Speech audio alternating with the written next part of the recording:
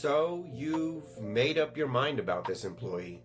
Maybe they're late again. Maybe the work keeps coming back wrong. Your supervisor is done. Your good people are watching someone get away with things that nobody else would try. So no, this isn't going to be one of those videos that pretends that every termination is some cold and calculated effort. Sometimes it's the right call. And sometimes keeping that person costs way more than letting them go. But this is where small businesses, nonprofits, and growing organizations get themselves in trouble. They often confuse having a reason with being protected. Those aren't the same things.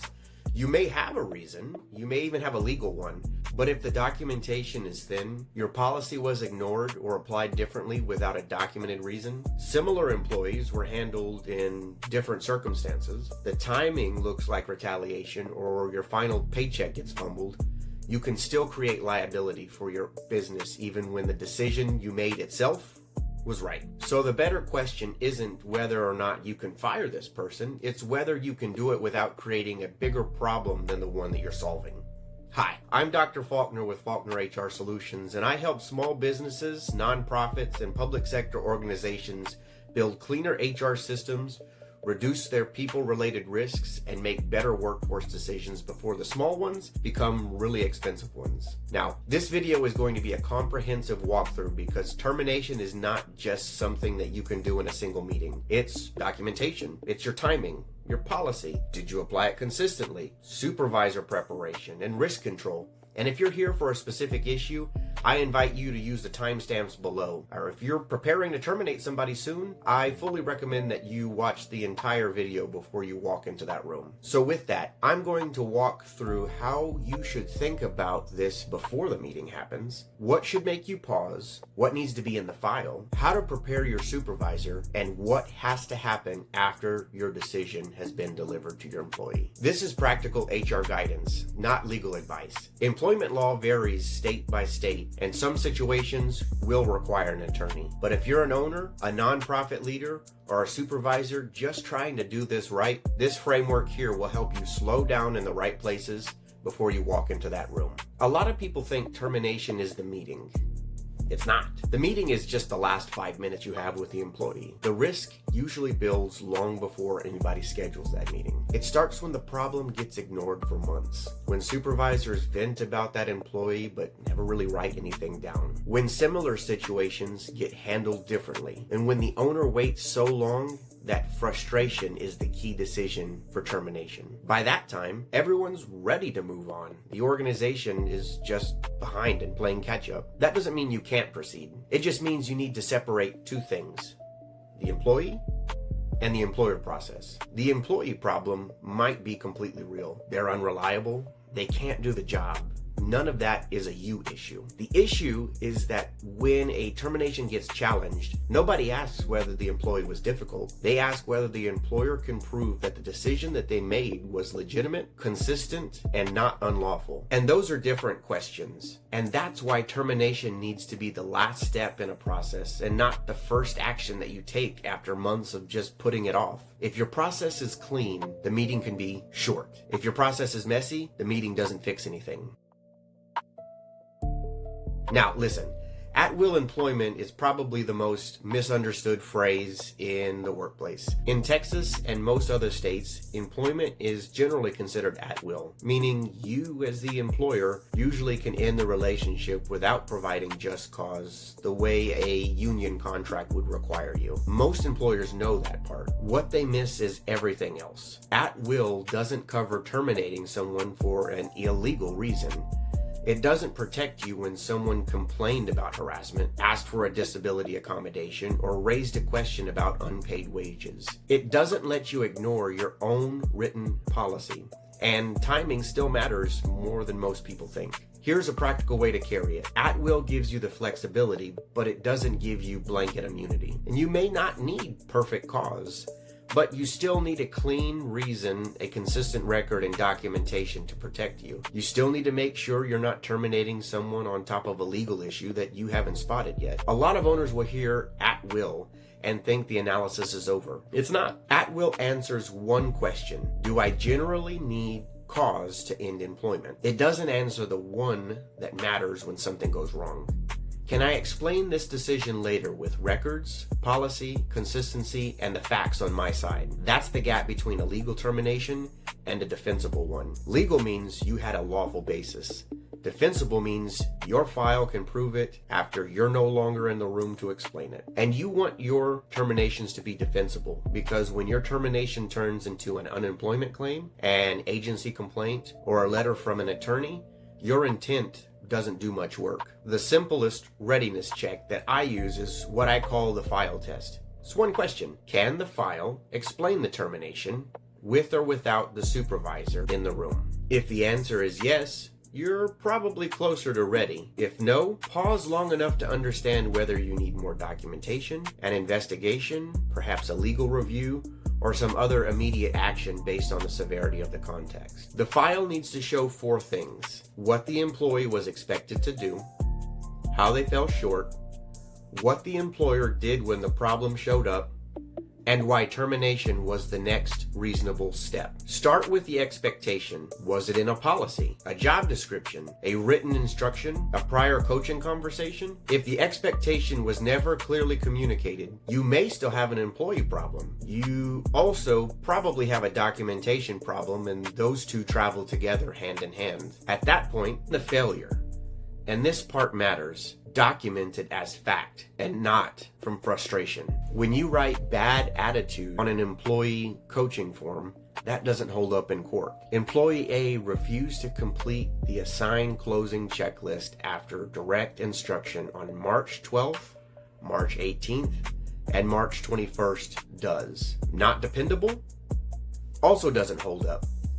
Employee B was absent 6 times in 45 days, including 3 no-call, no-shows, after signing the attendance policy acknowledgement. That does. The job of documentation is to translate the workplace frustration into something that a stranger could read and understand. Then, the employer responds. What did you do when the issue appeared? Did you coach this individual? Provide a warning? Did you clarify an expectation or give them a chance to correct their behavior? Now, not every situation requires progressive steps. Some conduct justifies immediate termination, but in your file, it should show why you responded the way you did and not just the problem that existed. And finally, why termination? The file should connect the decision to the pattern, the severity, the policy, or the business impact. It shouldn't look like someone just finally lost their mind and terminated somebody. It should look like the predictable outcome of a documented process. If the file can't show those 4 things, you may have an employee problem, but you may not have the cleanest termination yet. Most employers who get this wrong aren't wrong about the employee. They're just a little lost in the process to getting there. Before you move forward, there are 5 things worth stopping on. Not because every termination needs to drag out for 100+ days, and not because those poor performers should keep damaging your business, but some facts change the risk profile, and when those are present, moving fast gets expensive. Those 5 items are protected activity, medical leave or accommodation, policy and progressive discipline, consistency, and final pay. We'll go through each one. The first is recent protected activity. Protected activity can include complaints about discrimination, harassment, requests for accommodation, protected leave activity, wage complaints, safety complaints, participation in investigations, and certain discussions about workplace terms and conditions. If your employee complained about any of these or recently participated in an investigation, slow down. That doesn't make them untouchable. A complaint doesn't hand someone a permanent job protection, get out of jail free card, and it doesn't let them keep violating the policy indefinitely. But if the termination happens right after the protected activity, the timing can make a legitimate business decision look retaliatory. That's the problem. Federal retaliation protections cover a wide range. Complaints about discrimination, accommodation requests, questions about pay, cooperation with wage investigations, opposing practices the employee reasonably believed were unlawful. Also, be careful when the stated issue is complaining or negativity. Employees may have the protected right to discuss the wages, schedules, safety issues, workload, and other work conditions. So when protected activity is close in time to a termination, the issues need to stay separate. Performance is one issue, the complaint is another. Don't let a supervisor who's frustrated about the complaint drive the decision without a second set of eyes on it. And don't build documentation after the fact to paper over a file that wasn't ready. I need you to ask yourself, were the performance problems documented before the complaint? Were expectations already communicated? Had warnings already been issued? And did the employee know the job was at risk before any of this came up? And would you have made the same call if the complaint had never happened? That last question is the one that matters. The file needs to show the decision is grounded in legitimate conduct or performance, not in the employee exercising a right that they are legally entitled to exercise. Here's how that plays out in practice. An employee is late 15 times in 2 months. It's in the record, the policy was signed, they received a written warning and were told continued violations could lead to termination. Then they file a harassment complaint. 2 days later, another no-call, no-show.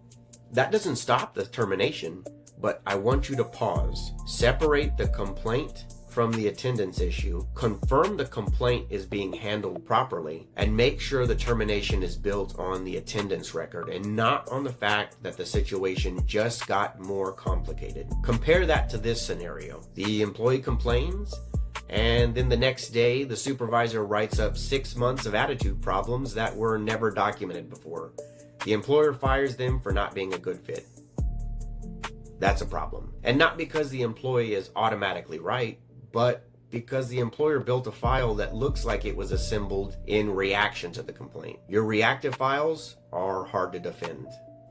The second pause point centers around medical reasons. Leave, restrictions, disability, accommodation requests. This is one of the easiest places to make a bad call when genuinely believing you're enforcing attendance or performance standards. If the employee requested leave, handed you a doctor's note, asked for modified duties or schedule flexibility, mentioned a disability, returned from protected leave, or gave you work restrictions, slow down. Not permanently, but slow down.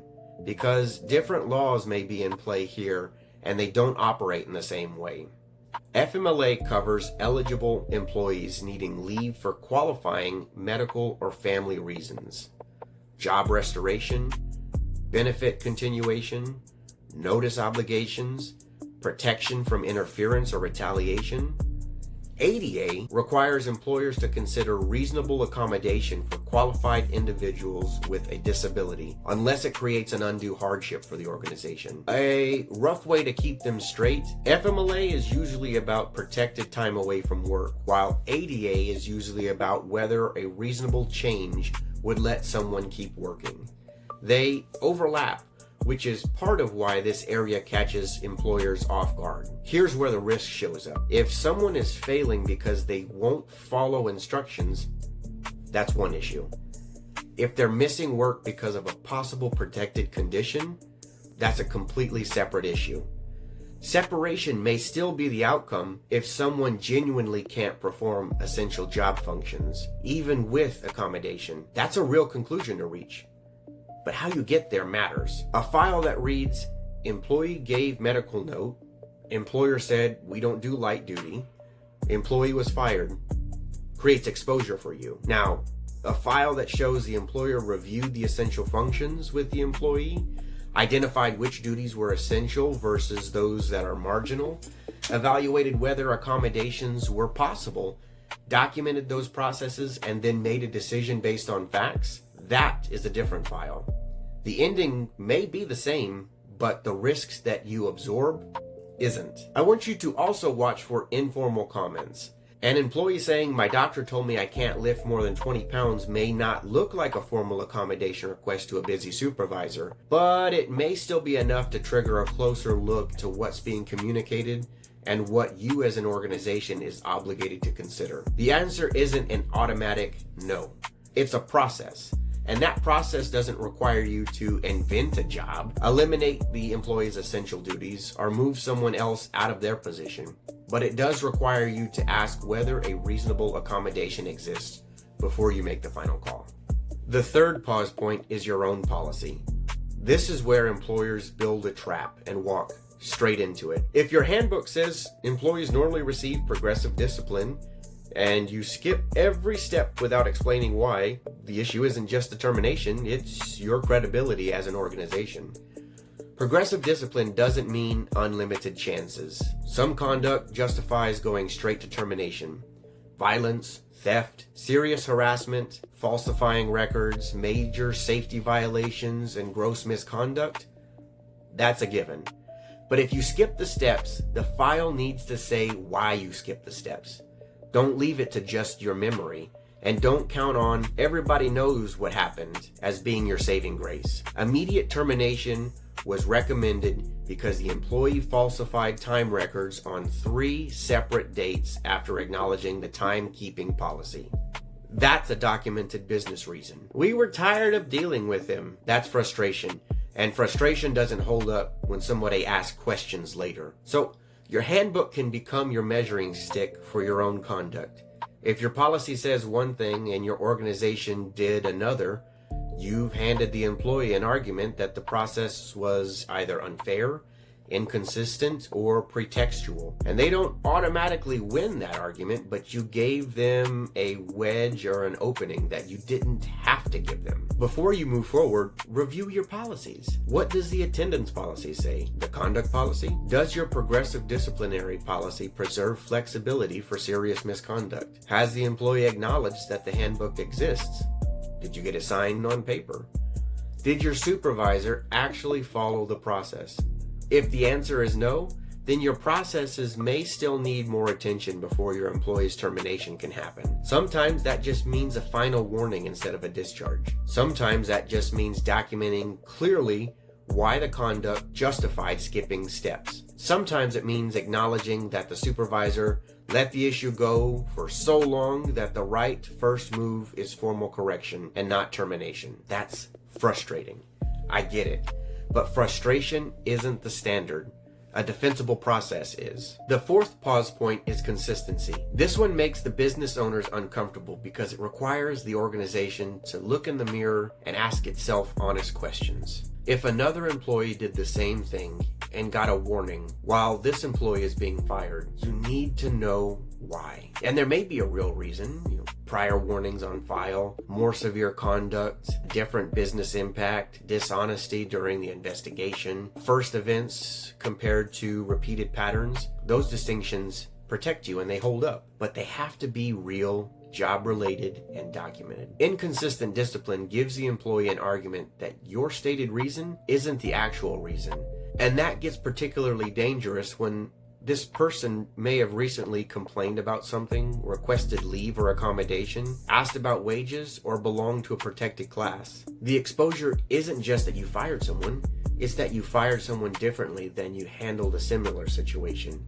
And that's much harder to explain. Consistency doesn't mean that everybody gets the exact same identical treatment for every violation. It just means that in similar situations, these get handled similarly, unless there's a documented reason for the difference. Here's a simple example.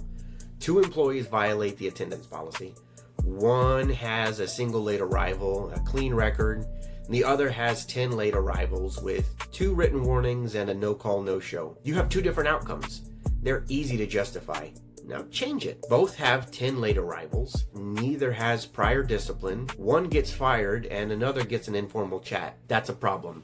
Review consistency before the meeting, not during it, and definitely not after something gets filed. The 5th pause point is the final pay and next steps. It's not the dramatic part of the termination, which is exactly why employers often look over it. Before the meeting, know when final wages are due. For example, in Texas, an involuntary separation generally requires final pay within 6 calendar days, whereas a voluntary resignation is generally due by the next scheduled payday. Other states require faster turnaround, and some have specific rules about PTO payouts, commissions, bonuses and deductions, and expense reimbursements.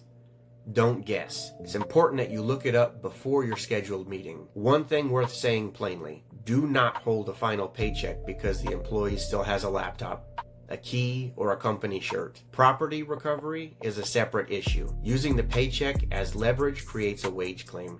And now you've turned your one problem into two. Before the meeting, have the practical pieces in order. The final paycheck timing, any PTO payout that is required by law or your own policy, outstanding commissions or reimbursements, any benefit continuation, your COBRA notices if they apply, unemployment information, system access removal, confidentiality reminders, and any non-compete or non-solicitation review if those agreements exist. The termination isn't finished when the person walks out. You still have the cleanup process, and if it's handled carelessly, you can create a second problem even after the first one is already behind you.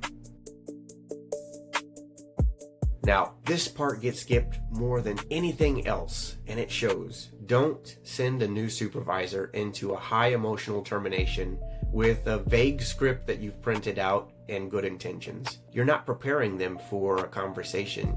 You're setting them up for a scene of improv where your stakes are real and your organization's reputation is on the line. Before the meeting, supervisors need to know the full plan. Who's speaking, who's saying what, who's sitting in as a witness, where the meeting is going to happen, what paperwork gets handed over, what's going to be said, and what's not open for debate, how the final pay gets explained, how company property gets collected, and how system access gets cut off, and ultimately, how the employee leaves the building and the team finds out afterwards. All of it before anyone walks into that room. The supervisor should also practice what they're going to say, not so it sounds so robotic, but because nervous managers tend to talk a lot.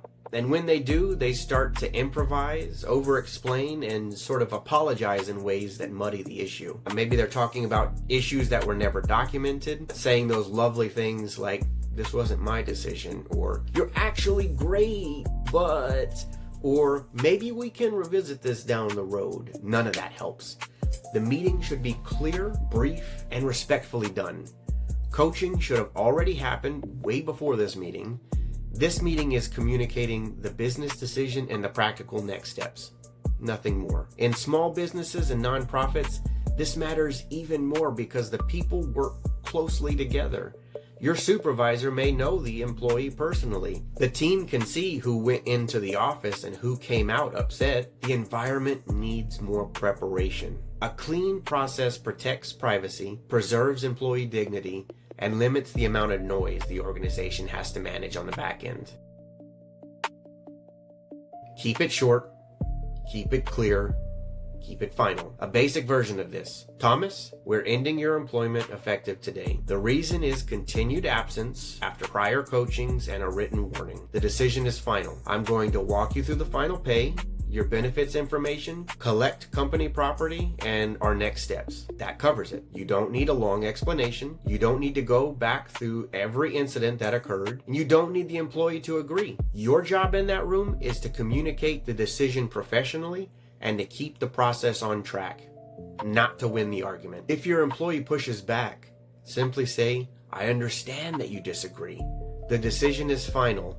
Insert whatever reason they are being terminated for, and I'm going to continue with the separation information." If they get emotional, "I understand this is difficult.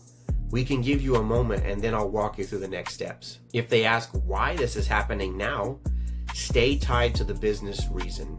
Don't add any new reasons in the room. Don't say, "Honestly, people just don't want to work with you," or "The owner's been wanting to do this for a while," or "You were just never really a good fit here." While those things may be true in our hearts and minds, they don't help in the moment and they can follow up to bite you later. Stay with what's already in the file.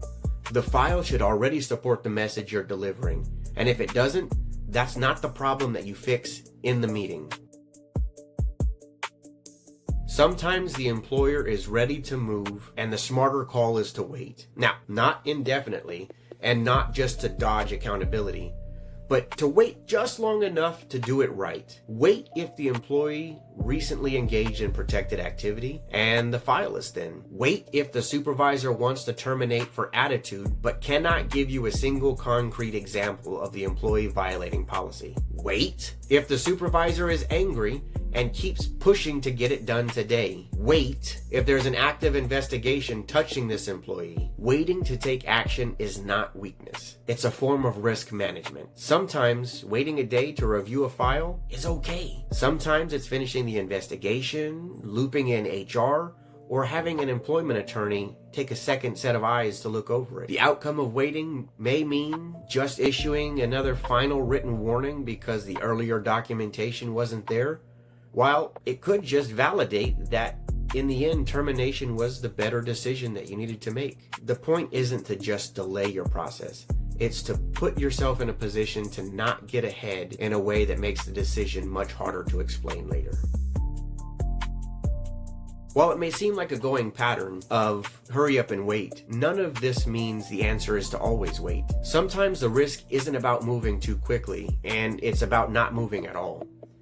When you have an employee that keeps violating standards and nothing happens, everyone else on the team is watching, silently, whispering, gossiping. They figure out that policies are optional and that accountability depends on who you are in the company, and that being reliable mostly means that picking up what someone else won't do. Keeping a poor performer isn't a form of compassion. It just shifts the cost of that person's behavior onto the people who are actually doing the jobs. The reliable employees carry more.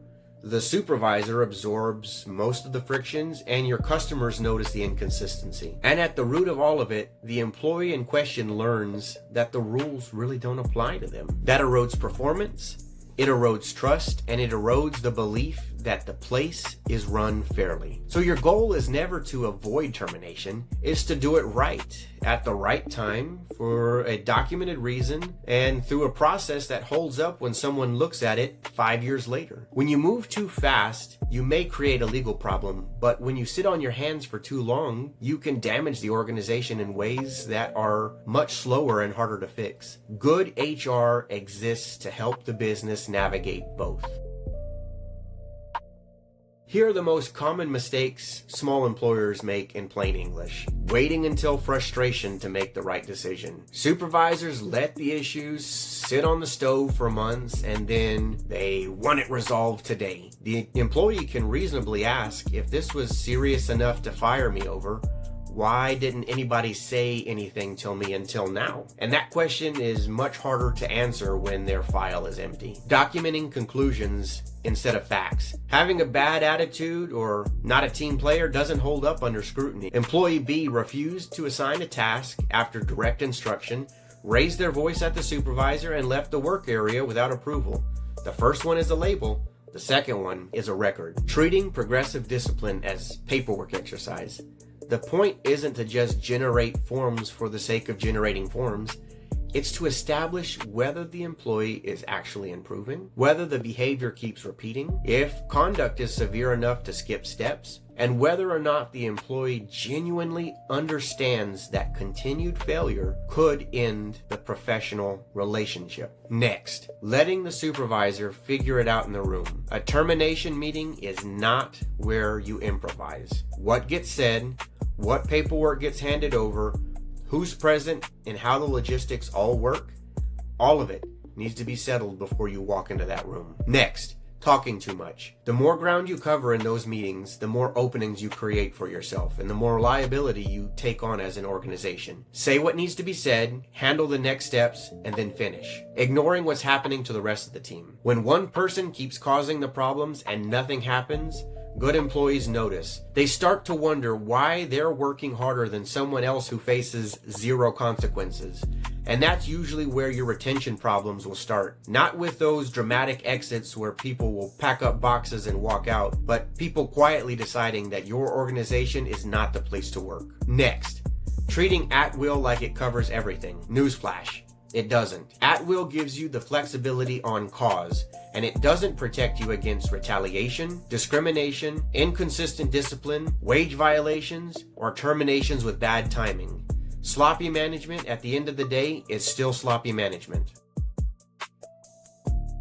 Before you move forward, work through this. Can you state the termination reason in 1 or 2 clear sentences? Is it job related? Does the documentation actually support it? Did the employee know what was expected of them? Were they coached or warned? Does your policy allow the action you're taking? Were similar situations handled the same way? Has anyone in your organization looked at the recent complaints, protected activity, leave accommodation requests, or wage issues? Is the timing clean enough that you can explain it? Does the supervisor know what to say in the room? Is a witness or HR representative present if appropriate? Are final pay obligations confirmed? Are separation documents ready? Is property recovery planned? System access being removed? And is there a plan for how the team gets informed? If several of those are a no, you're not ready to move on. That doesn't mean your employee gets a pass. It simply means that you have more groundwork to do before this termination creates a second problem on top of the one that you're already trying to solve.